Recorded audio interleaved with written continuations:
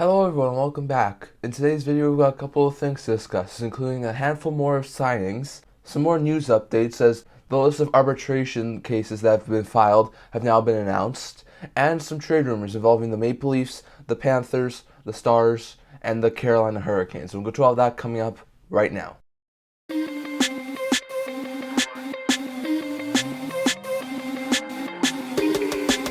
Hello and welcome to another video here at the N10 Hockey Channel. Now, I'll kick things off today by discussing a couple more signings that have happened over the past day and a half. Definitely, there's still been a couple of really big signings.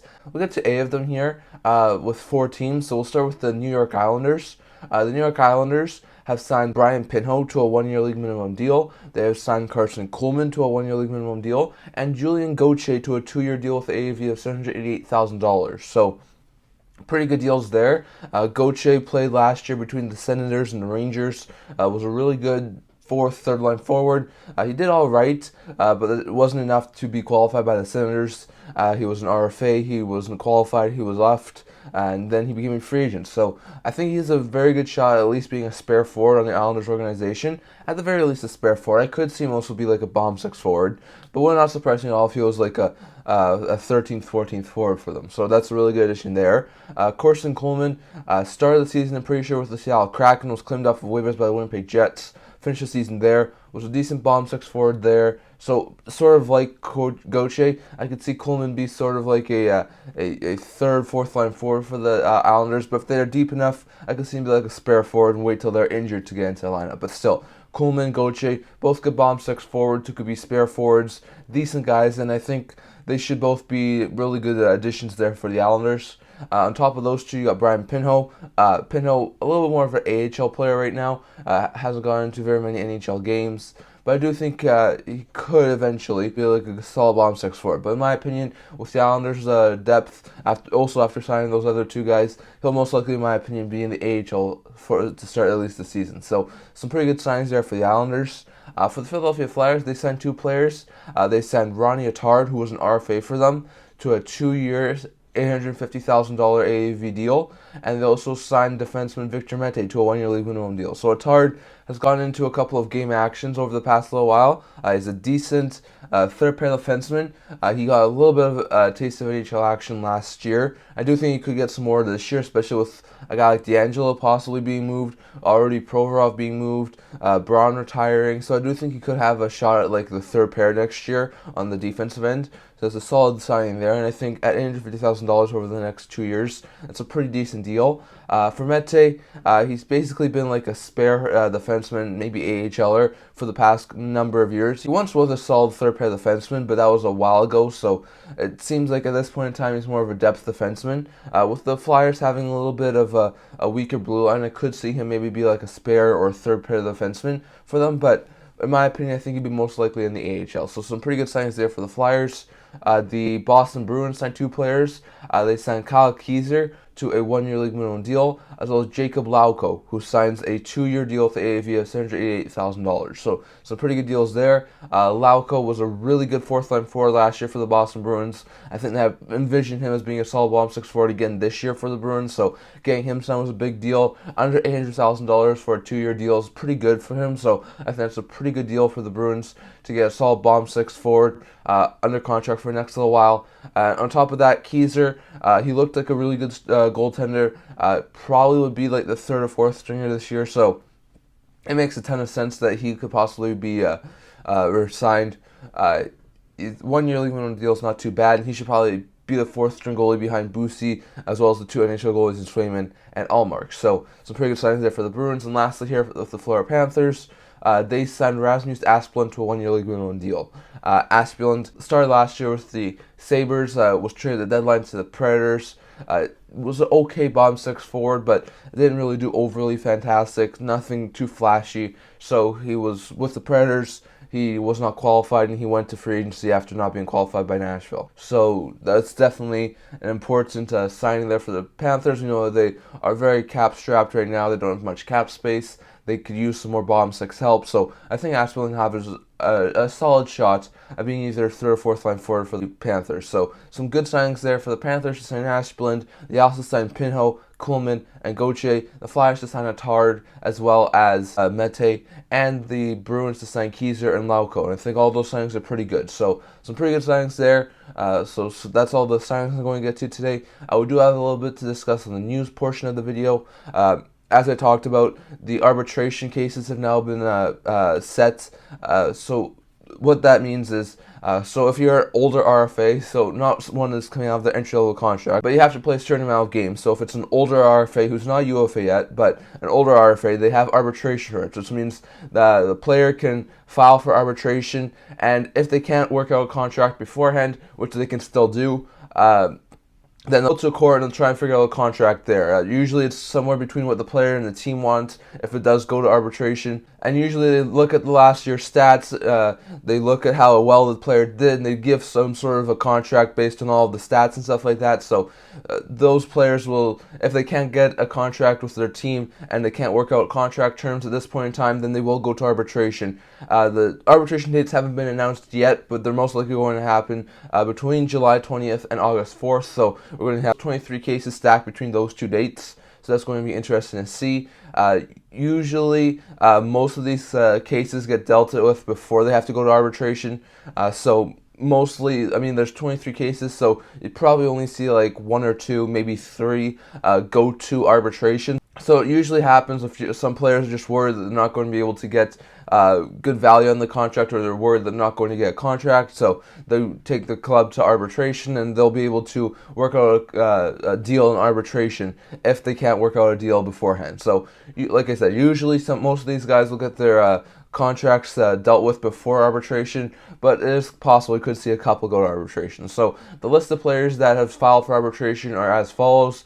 From the Central, we have Arizona's Jack McBain, we have Chicago's Philip Kurashev, we have Colorado's Ross Colton, we have Minnesota's Brandon Duhaime and Philip Gustafson, we have St. Louis's Alexei Toropchenko, and we also have the Winnipeg Jets' Gabe Vilardi and Morgan Barron. In the Pacific Division, we have Anaheim Ducks' Troy Terry, the Edmonton Oilers' Ryan McLeod, the Seattle Kraken's Vince Dunn, Cale Fleury, and Will Borgen, and the Vegas Golden Knights' Brett Howden.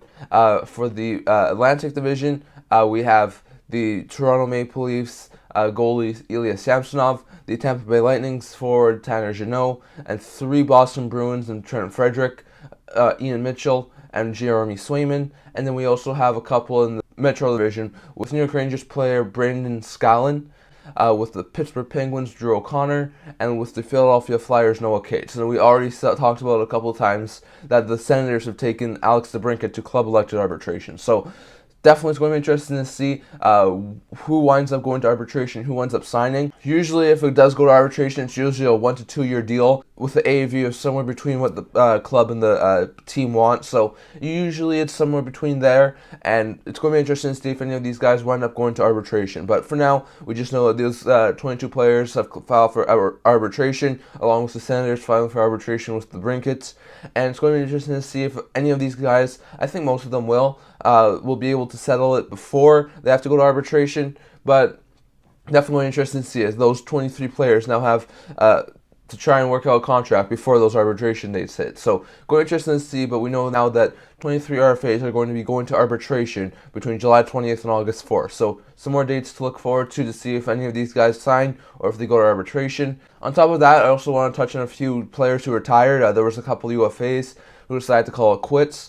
Bottom six forward Patrick Hornqvist, who's played with the Predators, the Penguins, most recently the Panthers, decided to call it quits. Hornqvist was a really good player, usually playing in like a middle six role with the Penguins and the Predators. When he got to Florida, he was more of a bottom six player, but he was still a very important player on like the power play role. He didn't really play much last year due to injuries and stuff like that, so I can see why he would retire. He wound up finishing his career with 543 points in 901 games, so definitely a very productive career. He helped the Penguins win the Stanley Cup. So he does have a Stanley Cup to his name, and I think it was a really good career for Hornqvist. So too bad to see him go to retirement, but I think it was the right move for him. On top of him, former Flames defenseman Michael Stone has also decided to call it quits. the former Coyote and Flame player, was definitely a really good player for the Flames. The last couple of years, he signed 1 year, like close to league minimum deals with the Flames, sort of to remain like their 6th, 7th defenseman, sort of in and out of the lineup over these past couple of years. So I can see why he would also decide to call it quits.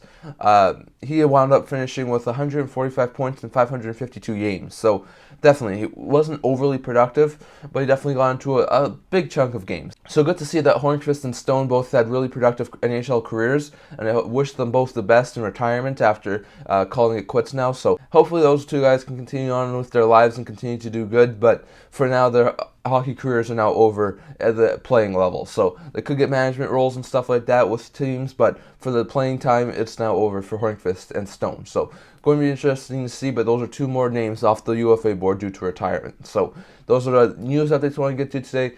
And lastly, I want to touch on some trade rumors. Now, there's definitely been a little bit of trade rumors out there. There's still a lot of things being discussed. I know there haven't been many official trades yet, but there's still a ton of trades being discussed. I wouldn't be shocked if we saw maybe a couple of trades within the next week or two, just given the fact of how many seem to be wanting to be coming to an end. But we do have a couple more trade rumors to discuss and a couple more players. We'll start with the Florida Panthers. There's some talk out there, I think it was started by David Pagnotta of TheForceView.com, that the Panthers are still looking to move cap space. We know they brought in guys like Rodriguez, Oliver Ekman-Larsson, Riley, and Kuliakov in free agency. And they did move on from a guy like Anthony Duclair for Steven Lawrence and a 5th-round pick on free agent frenzy day. So we know that they tried to clear cap space. We know that they brought in a lot of players. There seems to be that they could be shopping a guy like Sam Reinhart. Reinhart's a solid top 6 forward. He's worked extremely well in the Panthers organization in the 2 years he's been there. The first year, it was mostly a third-line winger, and he put up like 82 points. He was a lethal player. This past year, I don't think he was as productive, but he still put up a ton of points on the top 6, so he looks like a really good player. I would not be surprised if the Panthers keep him, just given the fact he's such a big piece of that top 6. But he's also making over $6 million, and he's in the final year of his deal. So do the Panthers have enough cap space to sign him to a long-term extension? I'm not sure. So would it be smart enough to maybe trade him for like a cheaper forward or a cheaper defenseman and to try and clear some cap space that way and get some cap flexibility and get something in return for Reinhart? It might make sense, and that's a possibility. So with the Panthers most likely still trying to look for some defensive help, maybe look for a little bit more bottom 6 help, I think they could try and look to move Reinhart to free up cap space and then go after one of those other things that they needed. So I would not expect the Reinhart to definitely not be on the trade block. I think when I was talking about the Panthers before free agency and the draft, I did say that they could move one or both of Duclair or Reinhart. They have moved Duclair, so I would not be surprised at all if they tried to consider moving Reinhart as well. But he's a big piece of their top 6, so they have to be smart if they are going to be moving Reinhart. So another guy to watch out for, but it sounds like Reinhart could be a guy on the block and could be a guy who winds up being dealt. So it's going to be interesting to see what happens there. The Dallas Stars, another one that was mentioned by David Pagnotta of TheForceView.com. He said that the Stars may have some interest in bringing in a defenseman, maybe like a Matt Dumba, and they want to try and improve that blue line, but they are sort of another team who's cap-strapped in any money in, money out situation. And he said he wouldn't be shocked if they will be a team who would be considering moving a guy like Mason Marchment. Marchment signed a 4-year deal last offseason with the Stars, following a fantastic year with the Florida Panthers. Definitely had a down year in Dallas. Started out fantastic in the first 20-30 games, but then really fell off a little bit. So he's making over $4 million, I think, over the next 3 seasons, but he's still a solid middle 6 forward. So there's been some talk over the last while. The Stars could be linked to a guy like Noah Hannafin on the trade market. There's some people who think that he could be linked to a guy like Matt Dumba on the defensive end in free agency. So if they're going to make one of these 2 moves or a different defensive move, really make a significant improvement on their top 4, they're going to need to move out some money. So Marchment needs like a guy who could easily be a trade candidate for the Stars if they want to. They definitely improved their forward group by adding guys like Duchesne and Steele. So I do wonder if maybe they try and move Marchment. So Marchment's going to be a guy to watch out for Dallas. If you hear the Stars are trying to really make a move to improve their blue line, it sounds like Marchment would be a guy who winds up being on his way out of Dallas. So definitely interesting to see, but definitely keep your eye on Marchment. It sounds like he could be a guy who winds up being moved by the Dallas Stars. So keep your eye on that. Also, Toronto Maple Leafs, there's a ton of discussions around them right now. So we know the Leafs did some really good things in the offseason. They let go of trade deadline acquisitions O'Reilly and Shen and DeChiara and a couple of other guys. And they also let go of some of their own UFAs like an Alex Kerfoot or Justin Hall. So they let go of a lot of those guys. But they brought in some pretty good players, bringing in Bertuzzi on a 1-year deal, Domi on a 1-year deal, Klingberg on a 1-year deal, Reeves on a 3-year deal. So not overly bad contracts to be giving, and also not huge on terms. So if they don't work out, it's not overly significant for them. But Bertuzzi's is a $5.5 million cap hit, Domi's is a $3 million cap hit, Klingberg's over $4.1 million cap hit, Reeves has a $1.3 million cap hit. I mean, combined, that's almost $13 million in those 4 signings for the Toronto Maple Leafs. So they're over the cap right now. Now, you can go over the cap by 10% in off-season, so it's not overly significant right now. And on top of that, we know that Jake Muzzin's not going to be healthy enough to return at any point next year. It's most likely that his season's done already for next year, so they can easily put Muzzin on long-term injury reserve and have him there. So that's not a real big problem for the Maple Leafs. So they can move him there, and that can be done with. So that would free up about $5.1 million in cap space, but it still wouldn't be enough to get them completely under the salary cap. So there's a lot of speculation right now that the Leafs will be trying to move on from Matt Murray one way or another.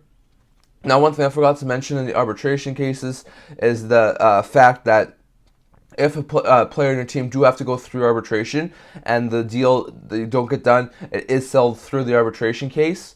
The team will get a 48-hour buyout window after that arbitration case is settled. So the Leafs have Samsonov as an arbitration-eligible player. So if Samsonov and the Leafs don't agree on a contract, it goes to arbitration, and the deal is finalized in arbitration. There's a possibility that they could get a 48-hour buyout window to buy out Murray. And I know that's something that a couple of people have been talking about. Maybe they buy out Murray.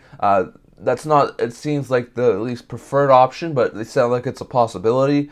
There's also the talk that Murray could be not healthy enough to play next year and he could go on long-term injury reserve. But if they do need to work out a deal with Samsonov, and the Samsonov's deal is over $3.5–4 million, it wouldn't be enough for Murray to just go on long-term injury reserve to give them enough cap flexibility. So that is an option as well, but I'm not sure if it's the greatest of option either. So there sounds like there's a lot of speculation right now that the Leafs are trying to move Matt Murray to maybe a team who could use some more cap space, like a Chicago or an Anaheim or maybe even a San Jose. It definitely sounds like they're trying to maybe use a sweetener, whether it be like a draft pick. Some have even speculated that it's like a Nick Robertson. So it's going to be interesting to see, but it sounds like the Leafs are heavily trying to move Murray to free up some cap space for them. David Pagnotta also mentioned yesterday as well that they could even try and move a guy like TJ Brody. Good, solid defenseman, 1 year left at $5 million, so that's another option for them apparently. But I think the main goal right now is to move Matt Murray, and if they need to make another move, they probably will, but it sounds like they're trying to either move Matt Murray or maybe buy him out if they get the opportunity, so it's going to be interesting to see what happens there. On top of Matt Murray possibly being dealt, you also have William Nylander's contract situation looming large over the Toronto Maple Leafs. Now, Matthews hasn't been extended yet, but there's a lot of talk from Elliot Friedman that they will get something done at some point this offseason. It sounds like Matthews wants a 3 to 5 year deal, most likely somewhere between like the $13 and $14 million range. So, I mean, there's nothing that no reports have actually said between 13 and 14 million, but it sounds like that's probably going to be what it is. So, it sounds like Matthews' deal will happen some point later in the offseason. But the Nylander contract extensions continue to go on right now, and it's not looking good. Nylander looks to value himself somewhere around $10 million, while the club seems to value him somewhere between $8 and $9 million, maybe somewhere around $8.5 million. So they're about $1.5 million off of their contract negotiations. It doesn't look good right now. It sounds like Nylander doesn't want to take a pay cut on his contract if guys like Matthews and Marner won't on their next deals. So it sounds like Nylander values himself as a $10 million player, and it sounds like if guys like Matthews and Marner are not willing to take pay cuts either, he won't be willing to either. So it sounds like Nylander really values himself as a $10 million player, and it doesn't sound like he's willing to budge on that. So I don't see the Leafs paying Nylander $10 million. I just don't see it happening. Maybe somewhere closer to the $9 million range, but I don't really see them paying him $10 million. So it's going to be interesting to see what happens there. We know that this is the final year of Nylander's contract. There's been been a lot of talk about possible trade if they can't get a trade worked out. So I do wonder if Nylander gets dealt if they can't work out something in the next couple of weeks. But it does sound like Nylander and the Leafs are far apart on contract negotiations. So going to be interesting to see, but it does sound like Nylander and the Leafs are far apart in contract negotiations. Maybe that leads to a trade. Maybe the Leafs just keep him for the rest of the year, saying they'll keep him as their own rental. They still need cap space. Maybe they move a guy like Matt Murray, possibly a guy like TJ Brody. Elliot Friedman's also said a couple times that he wouldn't be surprised if the Leafs try and continue to rework that blue line, so don't be too shocked if the Leafs continue to try and rework that blue line, maybe move a guy like TJ Brody, maybe try and bring in another guy, but going to be interesting to see, as I think the Leafs are still going to be one of the busier teams over the next couple of weeks. And lastly, with the Carolina Hurricanes, there's a lot of speculations around them right now as well. There seems to be a ton of speculation that Carolina could still be one of the teams in for Erik Karlsson. It seems that they're trying to work out a deal to bring Karlsson to Carolina. I'm not sure if that's probably the best move for the Hurricanes, but it sounds like they're one of the two finalists to try and bring Karlsson away from San Jose. It also sounds like they could be a finalist to try and land Vladimir Tarasenko. Tarasenko, it sounds like, could be one of Carolina or Ottawa that winds up getting him. Maybe a Nashville or San Jose, but Carolina and Ottawa have been the two teams who have been heavily speculated to be interested in Tarasenko, so they could be interested in Tarasenko, and so that could be an option. But it sounds like they need cap space to do both of those things, and they're pretty tight against the cap. They do have some cap flexibility, but they're not a ton, so it sounds like a guy like Brett Pesce's time in Carolina is just coming to an end. It sounds like his time is coming to an end in Carolina. He has a 15-team trade list, so he can be traded to 15 different teams. It sounds like some teams are still trying to see if they could get Pesce from Carolina. He's a solid defensive defenseman who fits well in the top four. So for a team who still needs another top four defenseman, I think he will be a fantastic fit. He could go to San Jose in a Karlsson trade, or he could be traded elsewhere. I know David Pagnotta said that a team like Nashville could be sniffing around there, so going to be interesting to see. But we know that Pesce's contract negotiations haven't gone well. We know that Carolina's already brought in Dmitry Orlov. We know that it sounds like they're going to bring in Tony DeAngelo within the next couple of days. We know that it sounds like Erik Karlsson could be an addition there too. And with so many good defensive additions, I just think they're not only getting some really good additions there, but they're sort of boxing Pesce out. So in my opinion, I think there is a very strong option that Pesce is moved at some point before the season starts, and it's quite possible that it could be in the not-too-distant future. So it's going to be interesting to see, but it sounds like Pesce, with all of the moves that the Carolina Hurricanes are trying to do right now, could be a guy who's on his way out to the not-too-distant future. And for a team who needs a top-four defenseman, maybe calling Carolina right now would be the smart move, as they could get a top-four defenseman in Brett Pesce from them. So that's all I'm going to talk about for today, but I'd love to hear your thoughts down in the comments. Do the Panthers try and consider moving Reinhart to free up some cap space? Do the Dallas Stars move Marchment if they're able to improve that blue line? If you're a Stars fan, would you do that? What do you think happens with the Leafs? Can Nylander and the Maple Leafs bridge the gap and come to terms on a contract extension? Or are they going to go into the season without a contract extension? Would that mean that they use Nylander as their own rental, or would you see a possible trade option at some point this summer if they can't come to terms on a contract extension? Could we see Nylander being dealt? Do you think Murray is most likely to be dealt, or do you think he's most likely to be bought out? Do you see another option for the Maple Leafs to possibly free up some cap space besides moving on from Murray? And do you also think that it's very likely that Pesce winds up getting moved by the Carolina Hurricanes to get to a guy like Karlsson or Tarasenko? And if so, where do you think Pesce would be the most likely to go if he was to be traded? But definitely, love to hear your thoughts down in the comments. But that's what we're going to talk about for today. Remember to like this video, and if you really liked it, remember to subscribe. We're almost at 100 subscribers. Definitely, I'd love to see you guys subscribe so we can hit the 100 subscriber mark. Definitely, I love making these videos, but I would not be able to make these videos without you guys. So definitely remember to hit the subscribe button. I also do a blog talking about news, rumors, analysis, stuff like that. So I'll leave a link to that in the description below. And I can't wait to see you guys all for the next video. See you guys soon.